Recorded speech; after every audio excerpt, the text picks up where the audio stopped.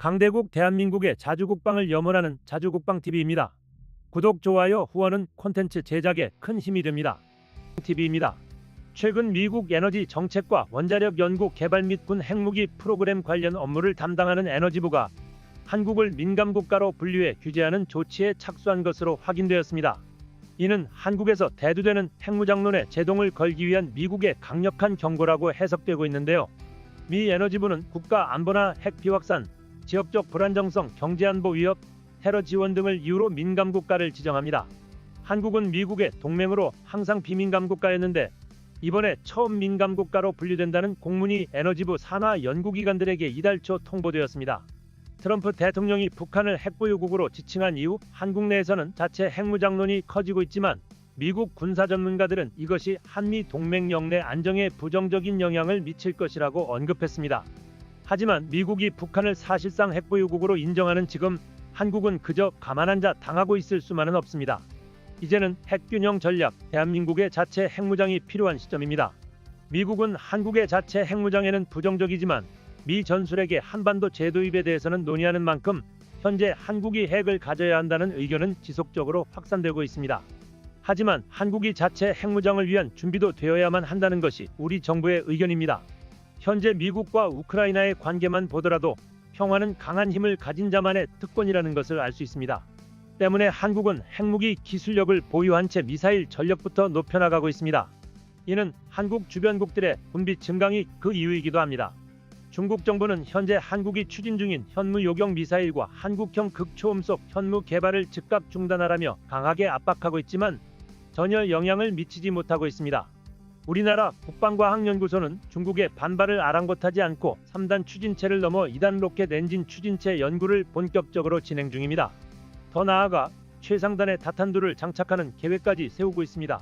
더욱 놀라운 점은 다른 국가들이 초음속 로켓 기술을 확보하는 데 수십 년이 걸릴 수도 있는 상황에서 우리나라는 이를 단기간에 압축하여 개발했다는 사실입니다. 세계적으로 유의미한 사거리를 갖춘 탄도미사일을 보유한 국가는 극히 일부에 불과하다는 점을 감안하면 이는 대단한 성과라 할 수 있습니다. 한국은 1980년대까지만 해도 미국의 탄도미사일 기술을 참고하여 활용하는 수준에 머물렀으나 이제는 완전히 다른 차원에 도달했습니다. 현무 탄도미사일의 폭발력과 사거리는 핵미사일을 보유한 남아시아 강국인 인도의 미사일과 견줄 만큼 발전했습니다. 미사일 사거리 제한이 해제된 이후 우리나라는 탄두 중량을 대폭 증대하고 더욱 강력한 추진체를 도입해 사거리를 급격하게 확장시켰습니다.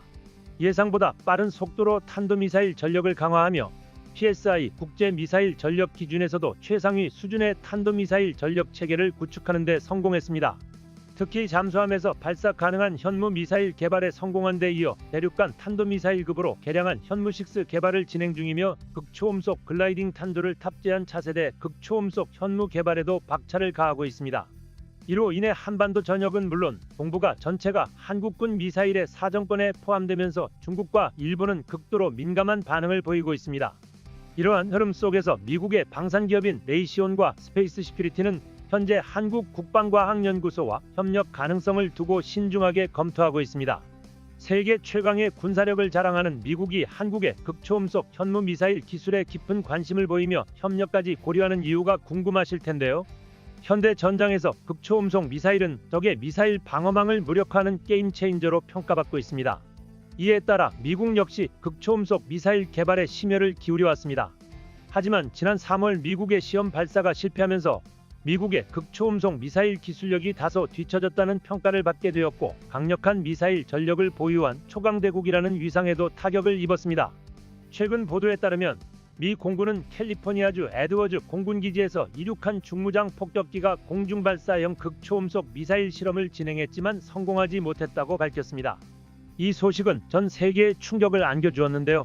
그동안 압도적인 미사일 전력을 보유해온 미국이 비대칭 전력으로 평가받는 극초음속 미사일 기술에서 주요 경쟁국에 비해 열세에 놓였다는 점이 명확해졌기 때문입니다.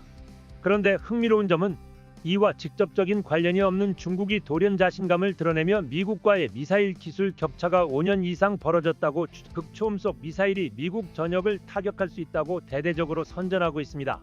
중국의 대표적인 소셜미디어 웨이보에서도 이러한 주장을 뒷받침하는 댓글들이 넘쳐나고 있는데요. 하지만 정작 중국조차 러시아 앞에서는 극초음속 미사일 기술력에 대해 한껏 몸을 낮추고 있습니다. 과거 한국이 대함 순항미사일을 개발할 당시 러시아의 SSN-22 선번 기술을 일정 부분 참조했던 사례가 있었는데요. 현재 중국 네티즌들 사이에서는 중국의 둥펑 17 미사일과 러시아에 잡을 수 있습니다.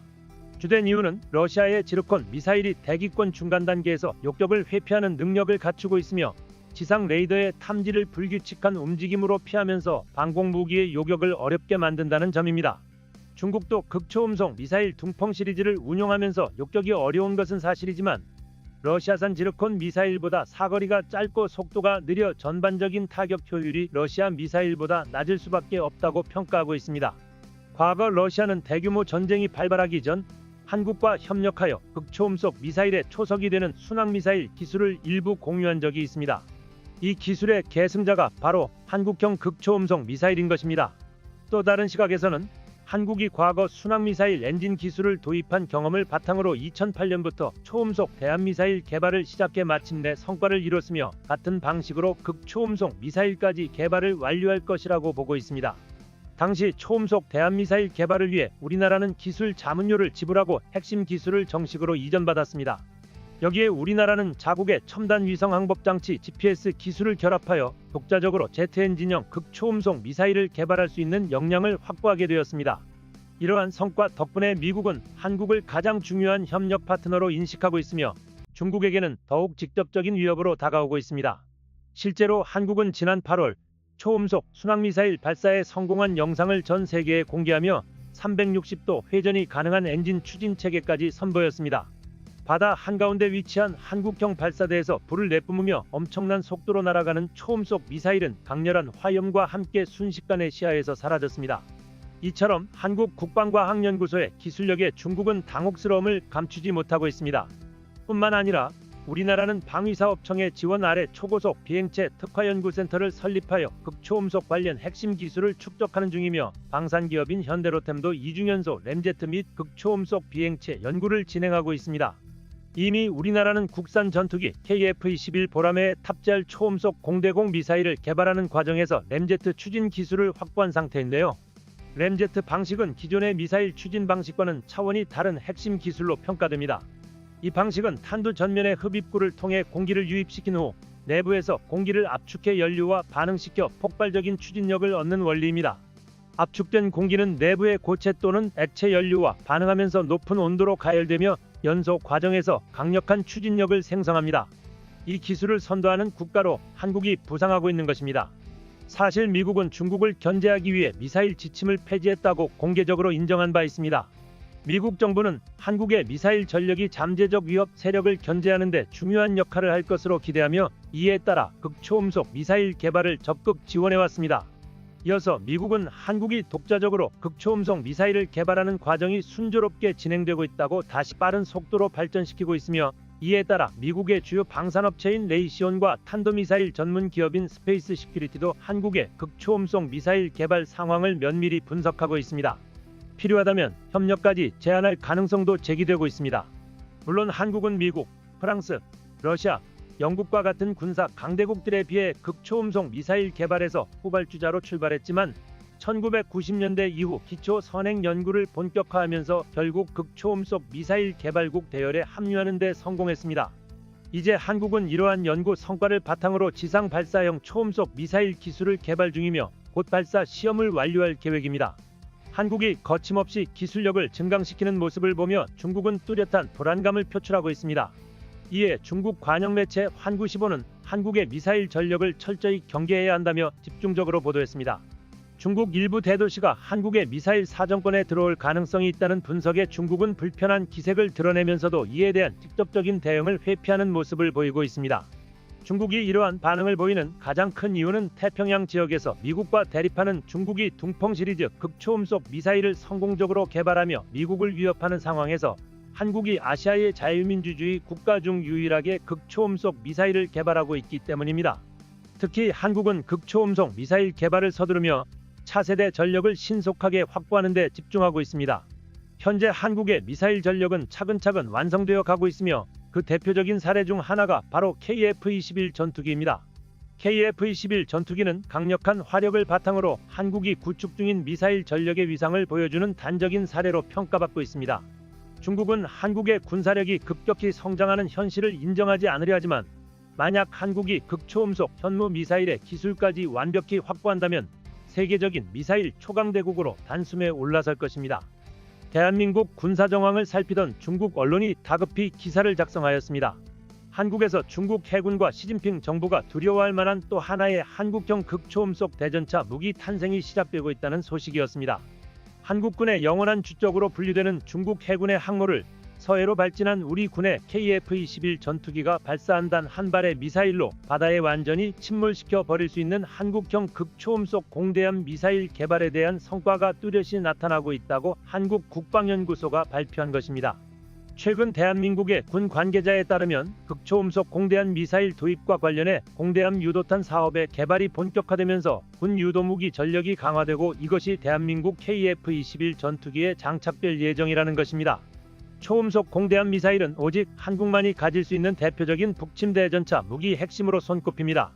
특히 공중에 떠있는 KF-21 전투기가 중국의 항공모함을 침몰시키는데 가장 필요한 무기가 이것입니다.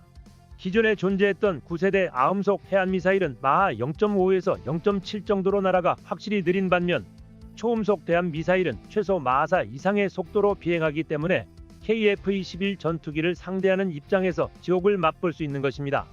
전문가들은 한국이 초음속 공대함 미사일을 개발할 수 있게 된 결정적인 요소가 바로 KF-21 전투기의 개발이라고 언급했습니다.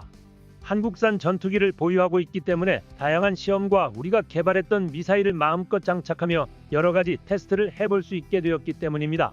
대한민국이 초음속 공대함 미사일을 개발하더라도 국산 전투기가 없었다면 공군 주력기인 미국제 F-35 전투기나 F-15K 전투기에 장착해야 했을 것이고 그러기 위해서는 수백억 원의 비용을 지불해야 하며 미사일 소스 코드까지 밝혀야 하는 상황이 오는 것입니다. 아무리 우방국이더라도 국가기밀사항을 미국 측에 제공해야 한다는 것은 큰 부담입니다. 하지만 KF-21 전투기 개발을 완료하며 대한민국은 미사일 무장체계에 관해 자유로워질 수 있었습니다. 과거처럼 국산 미사일을 장착하는 방식뿐만 아니라 100% 국산 미사일이라는 새로운 길이 열린 것입니다. 일례로 대만 역시 독자 개발하여 배치한 초음속 대함미사일이 있었습니다. 해당 미사일은 중국 항공모함 킬러라는 별명이 붙을 정도로 중국 항공모함 침몰에 능했는데요. 이들에게 공대함 미사일은 무리일 수밖에 없었으며 결국 한국이 해당 기술까지도 모조리 뛰어넘은 상태입니다. 대한민국의 초음속 미사일은 중국 해군 항공모함이 눈치채지도 못하는 순간 침몰시킵니다. 이는 아음속 해안 미사일에 비해 훨씬 빠른 속도로 순수 운동에너지만으로 관통력을 내버리는 것입니다. 대한민국 초음속 공대함 미사일은 1차적으로 사거리 300km, 마하 2.5배의 속도로 램제트 엔진의 일종인 덕티드 로켓이 적용되었으며 공대함뿐 아니라 공대지 임무까지 수행할 수 있도록 멀티롤 미사일로 개발되고 있으며 이에 성과를 거두고 있다는 것입니다. 이 사업은 국방과학연구소 ADD를 중심으로 LIG 넥스원이 함께하며 한국항공우주산업과의 신호를 모조리 침몰시키고 전투를 시작하게 될 것이라고 한국산 미사일을 평가했습니다. 군 관계자에 따르면 국산 초음속 대함미사일은 지상과 해상, 수중에서 운용될 예정으로 전해지고 있습니다. 이로 인해 국내 방산업계 측은 향후 사업기간을 고려했을 때 한국형 전투기인 KF-21 보라매에만 초음속 공대함 미사일을 장착할 가능성이 높다고 전망하고 있습니다. 특히 KF-21 전투기의 경우 국내 개발로 진행되기 때문에 국산 무장 정책에 어떠한 제약도 없는 상황입니다. 이와 관련해 지난 2분기 국방과학연구소가 발간한 국방과학기술 플러스에서는 흥미로운 이미지 하나가 시선을 사로잡았습니다. 초장거리 공대공 유도탄 개발 전략이라는 글과 함께 KF-21 보라매에서 초음속 공대함 미사일로 추정되는 물체가 발사되는 이미지가 처음 공개된 것입니다. KF-21 보라매에 장착할 공대함 유도탄식 개발을 위해 램제트 엔진 분야의 핵심 기술 연구를 오랫동안 추진해오고 있다고 밝혔으며 공대함 유도탄 개발을 준비하며 확보한 탐색기 기술력 중 하나인 램제트 엔진 및 데이터 링크 기술들은 초장거리 공대함 미사일 국내 개발에 큰 어려움이 없이 적용될 수 있을 것이라고 전했습니다. 공대함 유도탄과 공대공 미사일은 주요 구성품 크기는 다르지만